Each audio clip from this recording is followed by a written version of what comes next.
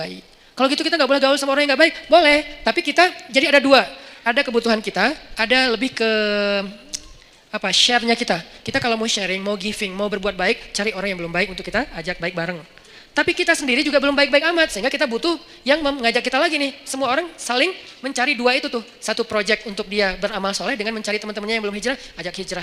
Tapi kalau gaulnya sama itu doang, lama-lama kita lemah. Cari juga bi'ah solihah yang bisa ngajak kita, yang bisa ngingetin kita. Watawasau bil haq, watawasau bis sob. Bi'ah solihah namanya. Cari pertemanan. Gimana cari, ini lebih ke teknis ya. Gimana cara cari teman yang bisa jaga iman kita? Karena kata Nabi, almar'u ala dini khalili, seseorang itu agamanya tergantung temannya. Cari, serius nyarinya, kepoin. Jadi kalau belum halal gak usah nyari orang yang mau dipacarin, mending cari orang yang mau disahabatin. Sahabatnya dunia akhirat, yang nanti di padang mahsyar dia nanya kita, ya Allah, kemana sahabat saya yang dulu ikut talim bareng? Kemana sahabat saya yang sering ngingetin tahajud? Kemana sahabat saya yang ini? Kata Allah, dia di pintu neraka, bentar lagi mau masuk tuh. Ya Allah, saya bersahabat karena engkau dengan dia di dunia, selamatin dia, boleh gak saya tarik dia supaya gak masuk neraka? Ya Allah, saya selamatin, boleh, cari aja. Langsung dia kejar ke neraka. Nyari secepat mungkin dia ke pintu neraka, ngomong ke malaikat, dia sahabat saya yang ini di mana orangnya? Itu tuh bentar lagi mau dimasukin. Sini jangan masuk dulu. Akhirnya dikeluarin. Ada apa? Kamu sahabat saya? Ya, kita kan dulu bareng ke TSB. Emang masih disebut Ustaz istilah-istilah kayak gitu? Masih. Apa yang kita rasain di dunia itu masih kita sebut dan gak diganti istilahnya loh. Kita masih ngomong kayak gini banget kita ngomong. Kita kan Rabu malam sering ikut talim bareng kan? Iya. Dan seringnya kita di depan halaman kan? Iya. Kenapa? Karena kita nungguin yang lain pulang, nanti kita boncengin bayar. Boleh lah. Yang penting dia pernah ke masjid bareng. Ya udah, terus apa gimana nih?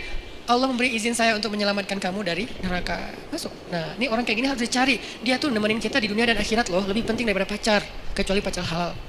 Kalau pacar halal udah nggak ada lah yang bisa dibandingin ya. Udahlah terbaik itu mah. Tapi kalau ini mah beda project. Pacar halal kan untuk membahagiakan kita ya. Kalau ini untuk menyelamatkan kita, bukan membahagiakan. Mungkin dia nggak akan ngebahagiain kita. Jangan berharap kita bahagia bareng dengan dia, aneh. Ustaz, saya udah bahagia dengan dia. Aneh ya? Dia nyelamatin agama kita, maksudnya nyelamatin kita dari dosa, nyelamatin kita dari pas lagi kayak futur, istilah anak-anak aktivis teh, futur itu pas lagi down, ya, drop imannya itu, dia nyelamatin. Caranya gimana? Cari orangnya yang agamanya bagus, arti agamanya bagus, dia tuh kayak lebih stabil kesolehannya daripada kita. Walaupun dia bukan orang yang suci. Kalau dia berbuat salah sesekali, jangan langsung pundung. Wah ternyata sama aja, udah saya cari yang lain. Nggak ada orang yang suci, susah nyarinya dan nggak akan ketemu. Mau balik lagi ke zaman Nabi, nggak mungkin. Jadi cari orang yang lebih stabil ibadah atau agamanya dari kita. Ada orang kayak gitu, udah pegang tuh, deketin dia, bujuk dia biar dia mau bersahabat dengan kita. Bujuk pakai apa aja, kasih hadiah, kayak bantu dia ketika dia ada masalah. Saya punya teman kayak gitu beberapa orang. Sengaja saya pegang banget tuh. Salah satunya ada di Tasik, yang dulu sempat tinggal di Bandung. Beliau pernah jadi supir angkot, kemudian ketemu saya di Masjid Al-Latif, kemudian kenalan. Beliau jadi curhat, saya kerja di angkot sekarang udah mulai agak susah dapat pelanggannya, udah sepi angkot sekarang Ustaz. Ya udah, yuk kita usaha yang lain, bikin usaha bareng dia, jual pulsa yang 60 cabang itu bareng dia, biar dia terdongkrak lah ke penghasilannya. Udah gitu main di mobil, jual beli mobil bekas juga bareng dengan dia. Sampai akhirnya dia jual kue keliling pakai motornya, saya hadiahin motornya. Butuh apa? Ya kayak lebih enak daripada jual beli mobil bekas, karena kita berapa kali jual beli mobil bekas rugi.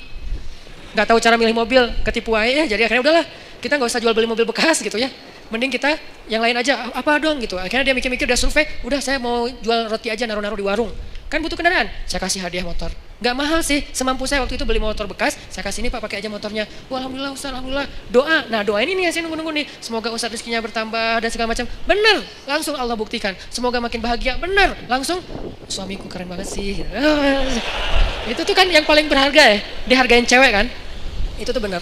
Jadi saya jaga. Dia akhirnya mungkin karena ya Allah yang lebih tahu yang terbaik, akhirnya dia nggak sukses juga tuh bisnis roti. Pindahlah balik ke kampungnya karena anak istrinya di Tasik. Dia di Bandung kan kasihan ya, ketemunya cuma 2 minggu sekali. Akhirnya udahlah Pak, ke Tasik aja, nanti di sana butuh apa saya support. Di Tasik dia jual sayur pakai motor yang tadi saya kasih. Terus mau buka warung, bantuin buka warung. Kenapa? Saya pengen dia ingat saya setiap kali dia punya masalah. Sehingga kelak ketika saya punya masalah di akhirat, dia yang akan bantu saya. Di dunia, kalau dia punya masalah, saya bantu dia. Di akhirat, saya punya masalah, dia bantu saya. Itu prinsip saya tuh. Karena saya tahu ibadah dia. Dia pernah nginap di rumah saya waktu masih di Cimahi. Kan rumah saya tuh di tengahnya ada courtyard. Maksudnya ada ruang terbuka gitu. Ruang terbuka, di belakang baru ada kamar buat tamu. Jadi biar nggak nyampur dengan ruang utama. Jadi tamunya bebas, istri bebas di rumah. Jadi nggak harus pakai hijab terus. Nah, malam nih, jam 1 malam, saya bangun ke dapur, dengar orang nangis di belakang. Ngeri kan? Jam 1 malam dengan orang nangis. Ngeri banget kan ya? Itu horor banget loh. Tapi berhubung waktu itu saya penasaran, saya buka pintu dapur, saya ngeliat pelan-pelan, saya buka. Nih pokoknya kalau ada yang aneh gue tendang nih. Buka pelan-pelan udah siap-siap gitu kan. Ternyata dia lagi sholat di courtyard, di ruang terbuka itu, karena ternyata hobi dia itu sholat di ruang terbuka emang. Tahajud. Dia lagi sholat, nangis dalam sholatnya. Gini. Dan saya berharap pas dia nangis itu, dia nyebut nama saya. Itu kan yang paling berharga kan. Karena mungkin buat dia, saya paling berkesan dalam hidup dia. Sering nolongin, sering jadi hero lah. Sehingga dia pasti nyebut di dalam doa itu yang saya harapin. Saya ngintip, Masya Allah. Nah ini berarti ini orang ini harus saya pegang nih. Saya tolong dia di dunia nih, biar dia tolong saya nanti di akhirat. Sampai, ini minggu depan saya niat mau ke Tasik lagi, mau ngasih dia hadiah karena anaknya mau nikah. Mau ngasih hadiah yang istimewa, biar dia ingat saya. Nanti pas di padang mahsyar, saya berharap, ya Allah, itu usaha Hanan di mana? Itu tuh masih nggak jelas tuh. Siapa tahu mungkin nasib saya nggak jelas, Allah alam, tapi mudah-mudahan nggak sih ya. Tapi kan kita nggak tahu ya, nggak boleh terlalu kegeeran juga kan. Oh, saya kan ustad, udah nggak butuh lah yang gitu-gitu. Siapa bilang? Emang ustad udah paling suci? Teman-teman aja nggak tahu aib-aib kita karena Allah menutupi aib. Jadi tetap aja nggak boleh kegeeran, tapi juga jangan putus asa. Main di tengah tadi. Jangan kegeeran sok soleh, jangan putus asa merasa nggak ada apa-apanya di tengah. Berjuang untuk lebih soleh, tapi wajilat, wa qulubuhum wajilah, hati mereka tetap khawatir, tetap takut.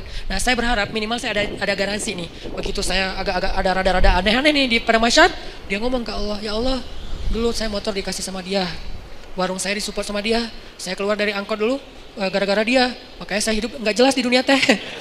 Gara-gara dia semua nih, ya Allah, dia udah banyak nolongin saya, tolong dia dong ya Allah, boleh nggak saya tolongin dia? Karena ini orang benar-benar ahli ibadah. Saya bareng dengan dia pernah jadi driver saya juga, bareng dengan dia nyetir ke Jakarta, ke Sukabumi. Kita ada acara di Sukabumi, dia nyetir, Pak, bantuin saya nyetir, oke, nyetir. Di mobil, saya tilawah surat Al-Muluk, murajaah hafalan lah. Tabarakalladzi biyadihil mulku wa huwa ala kulli syai'in qadir wa laqad zayyana as-samaa'a ad-dunya bimasabih wa ja'alnaha rujuman lisyayatin wa a'tadna lahum 'adzabas sa'ir وللذين كفروا بربهم عذاب جهنم وبئس المصير. Itu yang lagi nyetir nangis terisak-isak. Saya aja yang tilawah nggak nangis. Kan aneh kan? Pas yang lain, aduh nangis juga. Masa saya yang baca nggak nangis, dia aja yang dengerin nangis gitu kan? Cepet banget air matanya berlinang. Berarti kan hatinya bersih, berbaik sangka ya. La nuzaki ahadan 'ala Allah. Kita nggak menganggap seseorang suci di depan Allah, tetapi kita berbaik sangka. Hatinya bersih, lebih bersih dari saya. Makanya dia lebih mudah nangis daripada saya. Sabar banget sama anak-anak tuh, megang banget dia, luar biasa pokoknya. Nah ini nih saya pegang nih orang nih, nggak boleh jauh. Butuh apa? Saya support. Butuh apa? Saya harus punya kelebihan sedikit harta biar kalau ada dia butuh apa-apa saya pasti ngasih. Cuman itu yang bisa saya lakukan karena kalau fisik nggak bisa bantu dia fisiknya lebih kuat. Kita bikin mukhayam tuh di Ciwidey, bikin mukhayam anak-anak pemuda hijrah. Becek, kita lagi berhenti istirahat dulu mau bangun tenda, dia bangun sendiri tuh. Dia cangkul semuanya. Pokoknya nih kita nyebutnya dia itu ini istilahnya tuh Hulk, kayak Hulk, tenaganya kuat banget. Malam di gunung, di Leweng, kita lagi kemah-kemahan gitu nggak jelas. Malam-malam jam 1 malam kan kita mau tahajud nih, turun ke sungai kan. Yang pertama di sungai udah mandi tengah malam tuh dingin-dingin di Ciwidey, dia datang. Kita yang lain tunggu teman, baru turun ke sungai bareng, jangan sendiri-sendiri gitu kan. Dia mah kita lagi nunggu yang lain, bangun. Pura-pura ngebangunin teman, padahal nggak berani turun. Bangun, udah mau jam 1 bentar lagi qiyam, bangun. Pas kita udah pada bangun, dia datang. Hah, Pak? Kok segar banget? Habis mandi Ustaz, di mana? Di sungai. Ustaz saya anterin. Saya pura-pura gengsi gitu dong ya. Gak usah, bisa sendiri gitu. Tapi dia maksa, saya curiga. Sampai sekarang saya tahu kenapa dia maksa nganterin saya. Karena dia baru ngeliat sesuatu di bawah. Makanya dia maksa, dia khawatir. Dia sayang banget sama saya, dia kayak khawatir gitu. Jangan, ntar Ustaz diganggu atau apa. Ustaz saya anterin. Gak usah Pak, udah Bapak. Kan udah selesai wudhu kan. Ya udah, tahajud aja duluan. Saya nyusul, saya bilang. Gak usah. Lamatin saya, anterin dong. Ngeri nih. Kan itu tengah hutan. Siapa tahu ada yang lewat putih-putih. Ayat kursi saya hilang, tiba-tiba hafalan saya apa ya? Udah hafal lupa gitu kan. Aduh ngeri banget gini. Pak Ustaz saya anterin. Gak usah. Anterin. Akhirnya maksa dia duluan. Dia pas saya wudhu di bawah di sungai itu dia kayak was-was banget.